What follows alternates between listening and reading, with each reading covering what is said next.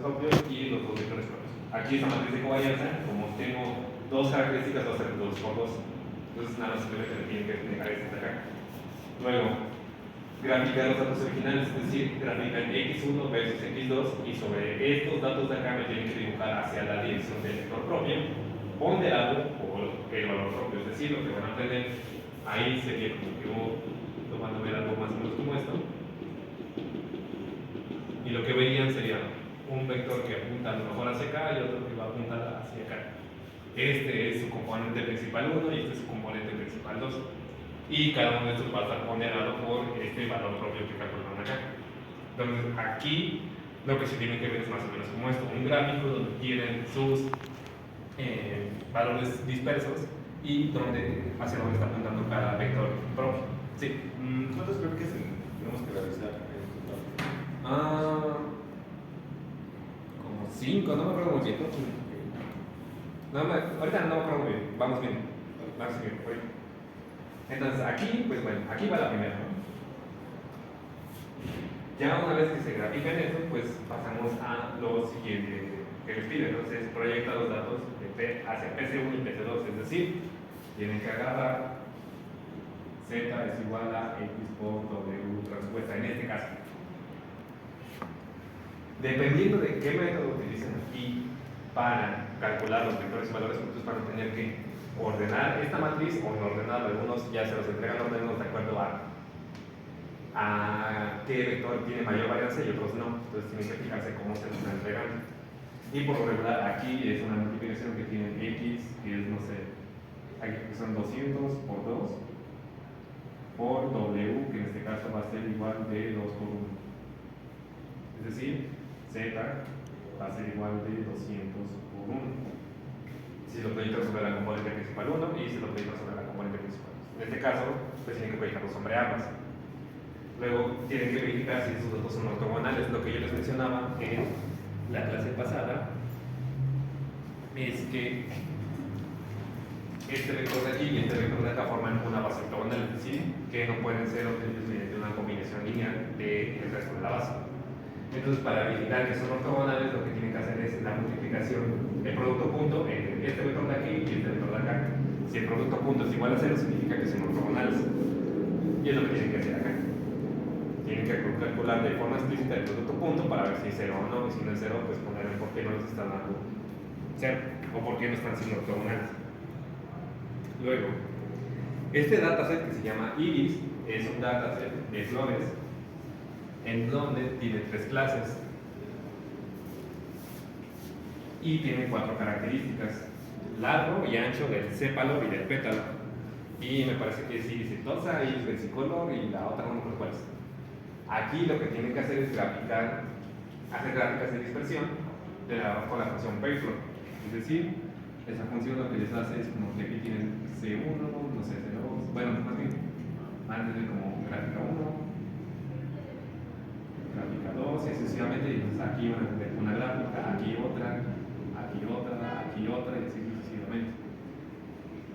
Esto que va a hacer en cada una de esas gráficas va a graficar una versus otra, es decir, característica 1 versus 2, bueno, 1 versus 1, 1 versus 2, 1 versus 3, 1 versus 4.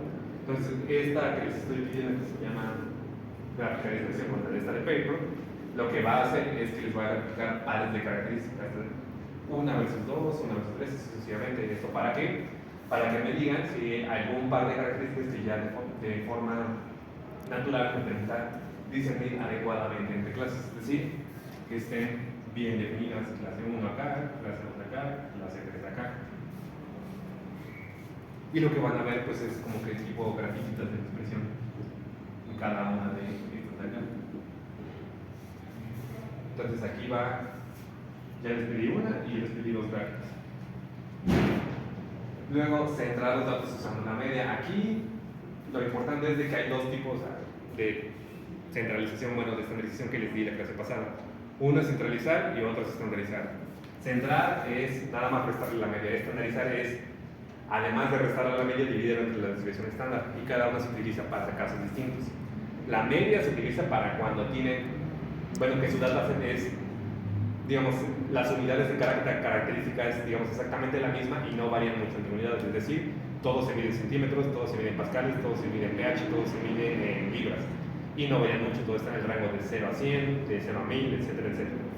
La estandarización se utiliza más para cuando tiene distintas características que se utilizan con distintas medidas, unidades dimensionales o con una escala que varía demasiado.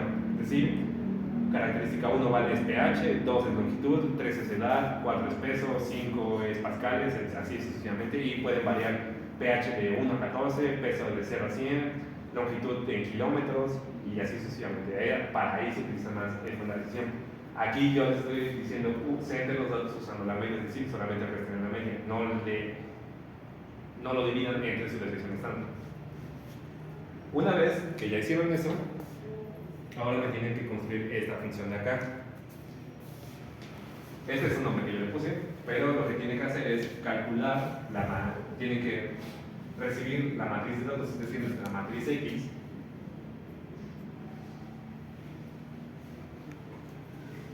Tienen que recibir esta matriz de datos, así como el número de componentes que yo quiero. PSA me está dando la misma cantidad de componentes que mi número de características, entonces yo perfectamente le puedo decir, ¿sabes qué? Quiero, no sé si mi matriz, esta que se llama iris, tiene 4 características, yo le puedo decir, ¿sabes qué? Nada más dame una, dame dos, dame tres, o dame las 4 completas. Y a su vez me tiene que entregar los datos proyectados Z, es decir,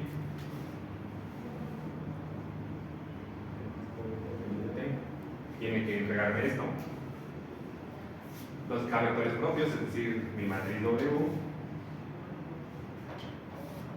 que contengan la mayor varianza y así como sus vectores propios asociados. Es decir, dentro de esta función, ¿qué es lo que tienen que hacer? Tienen que ver cuál de estos vectores son los que me están aportando la mayor varianza.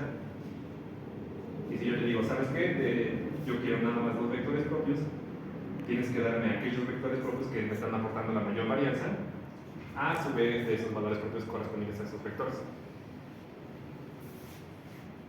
Y esto se hace haciéndolo mediante el cálculo de matriz de covarianza. En la clase pasada yo les di 2 métodos para hacer PCA. Uno es mediante el cálculo de la matriz de covarianza y otro se llama descomposición en valores singulares. El que yo les estoy pidiendo aquí es mediante el cálculo de la matriz de covarianza.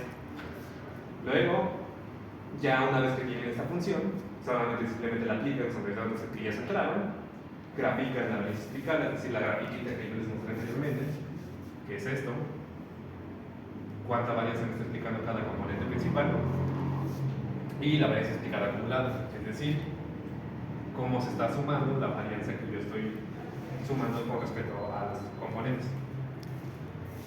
Y luego esta pregunta, si yo tomo entre el 90 y el 95% de la varianza explicada, es decir, esta gráfica de acá, ¿cuántos vectores propios tengo que tomar? Ustedes van a ver cuando hagan este cálculo que a lo mejor este primero les está dando el 70% de varianza, este a lo mejor, no sé, el 15%, este a lo mejor el 10%. Entonces, si tú dices, bueno, el primero me está dando 70, no cumple con el criterio del 90-95. Este me está dando 15, aquí ya tengo 85, aquí ya tengo 90, entonces como este K es igual a 3, pues entonces tomaría 3 vectores propios, porque de acuerdo a mi gráfica, yo estoy teniendo el 95% de varianza en ese número de Ks, o ese número de vectores en Higgs. Y finalmente, proyecta los datos a los 2 componentes principales, es decir, a los 2 que me están aportando la mayor varianza, y grafiquen nuevamente cómo se ven los datos en ese nuevo espacio. Aquí ya tengo mi tercera gráfica. Y pues la pregunta que observo sobre la separación natural de los datos, a lo mejor, y con esos 2 puedo tener como que ya clases más así, uno para acá, otro para acá, o a lo mejor puede ser uno esté por acá, otro por acá, y el otro como que se empalme también con esto. Entonces quiero que me digan qué es lo que están observando en ese nuevo espacio. Y me responden esa pregunta, ¿PCA elimina características o crea nuevas? Luego, para este es otro dataset de vinos que tiene 13 características, y en este me van a crear una función similar a la anterior, va a recibir y va a entregar exactamente lo mismo, solamente la única diferencia es de que aquí la técnica para hacer el cálculo de PCA es con esta que se conoce como descomposición en valores singulares. Básicamente esa técnica se X, tú la puedes descomponer en una matriz de este estilo. Es decir, agarras la matriz original de tus datos y la puedes descomponer en vectores singulares izquierdos, mis valores singulares y vectores singulares derechos. Y esto es lo que tienes que calcular usando tienes que calcular PCA utilizando esta técnica de acá. En el anterior lo tienes que calcular con la matriz de covarianza. Estandarizar los datos usando su desviación estándar, es decir, ahora no solamente le restas una media, sino que también la divides entre la desviación estándar de esta matriz. Aplicas la función que creaste acá, me graficas lo mismo de acá. Tengo mi cuarta gráfica. Y con base en la decisión en los criterios que vi en clase, regla del codo, umbral de varianza o criterio de Kaiser, especificar cuántos vectores propios utilizarían. Como aquí ya tengo 13, va a variar mucho dependiendo del criterio que yo utilice. Entonces, a lo mejor en el primer criterio,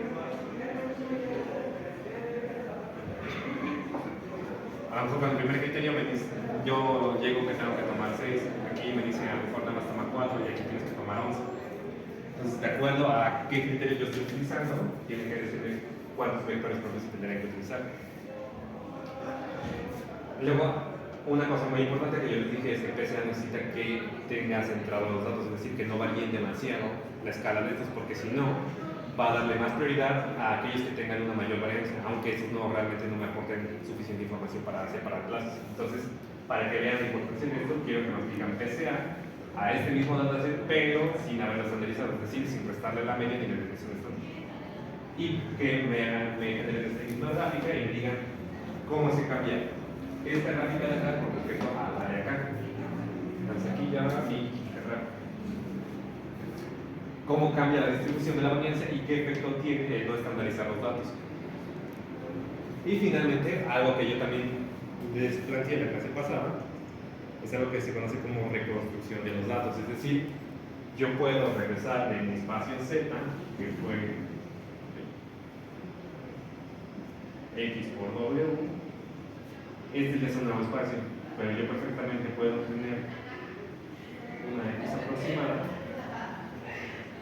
a multiplicar Z por W. Entonces, esta parte de reconstrucción, lo que yo quiero es que me reconstruyan la matriz original de datos, es decir, la que era de 13 características, calculando el error cuadrático medio, es decir,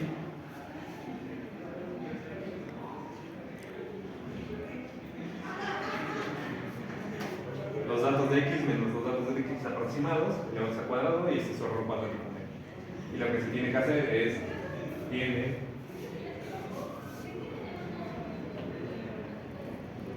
una gráfica donde aquí va a ser MC y aquí va a ser el número de K.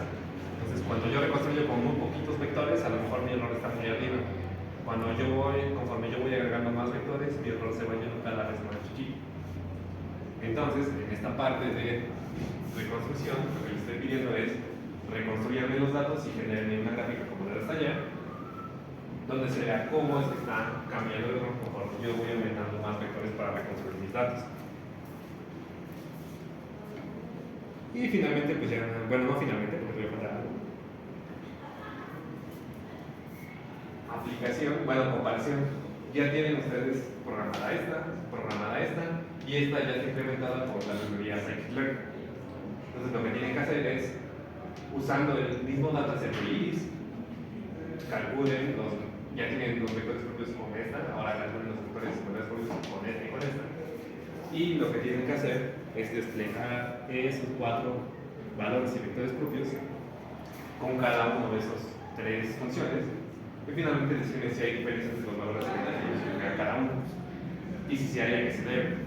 Algo que yo les mencioné es de que no se expanden si cuando calculan esto les da como que el mismo valor numérico pero cambiado el signo. Esto es completamente normal. Sí se hizo bien. Si, por ejemplo, a lo mejor el primero les arroja menos 1 y el otro también les arroja menos 1 y 2, y el otro me puede arrojar 1 y menos 2. Sucede algo como esto, es perfectamente normal. ¿Por qué? Porque pues simplemente es una base ortogonal, este sigue siendo ortogonal al otro, entonces pues no cambia realmente nada. Pero si de repente les sucede que aquí está 1 y aquí está 3, aquí está 5 y aquí está 9, o aquí está 1 medio y aquí está 3 cuartos, pues así, ahí sí está mal. Entonces, si sucede algo como esto, que me digan si hay diferencia o no hay diferencia y a qué se debe. Y ya por último, esta parte de reconstrucción, yo les dije también que es posible reconstruir imágenes utilizando PSA. Aquí, ¿qué es lo que se hace? Primero, ustedes van a tener una matriz. En este caso, yo les estoy pidiendo esta dataset que se llama Olivetti, que son 400 imágenes por 64 por 64. Es decir, es un arreglo que tiene 400 filas, 64 más columnas y 64 de profundidad. A esto lo que tienen que hacer es aplanarlo para pasarlo a uno que sea 4 es decir, 64 por 64 y lo aplanan a uno que sea de esta forma. Es decir, 400 columnas, que 400 filas y 4096 columnas, o el número que les dé 64 por 64. Una vez que ya aplanaron esta matriz, la centran nuevamente, aplican PSA con esta función que ya tienen acá, disposición en valores singulares, y despliegan el rostro promedio, es decir, les suman todas las caras, la dividen entre el número de caras y les van a dar un rostro promedio. Eso va a ser muy chistoso. Y le van a desplegar las primeras 10 y las últimas 10 eigenfaces. ¿Esto qué significa? Les muestro.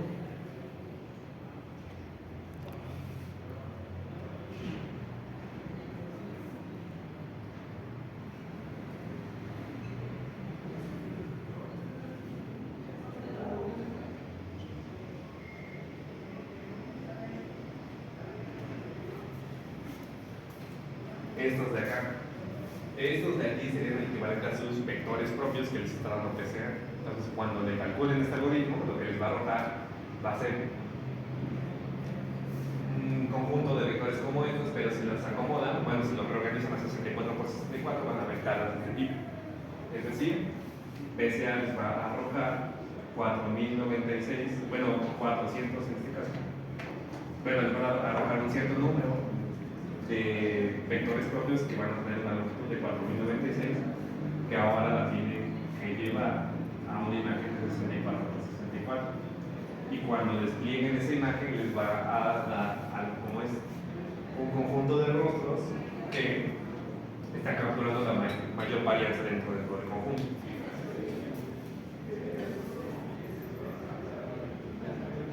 Y me tienen que desplegar las primeras 10 y las últimas 10, es decir, las que están aportando más varianza y las que están aportando menor varianza.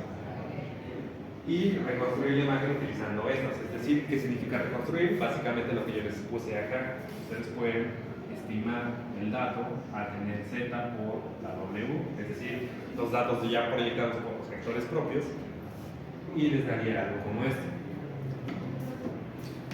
Aquí tienen la original, entonces ustedes van a agarrar cualquier imagen y la van a empezar a reconstruir con estos vectores de acá. Entonces van a tener con 10 se ve así, con 50 se ve así, con 100 se ve así, con 200 así, con 300 así. Entonces van a ir viendo cómo es que va mejorando la reconstrucción conforme más vectores nos están añadiendo a sus datos, o bueno, a la reconstrucción.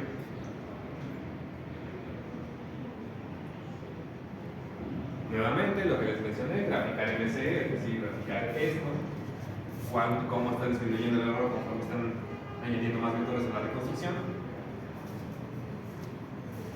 Y finalmente responder por qué PSA permite la compresión, por qué el error disminuye al aumentar los componentes y cómo se relaciona el error con la varianza descartada. ¿Dudas? ¿Todas?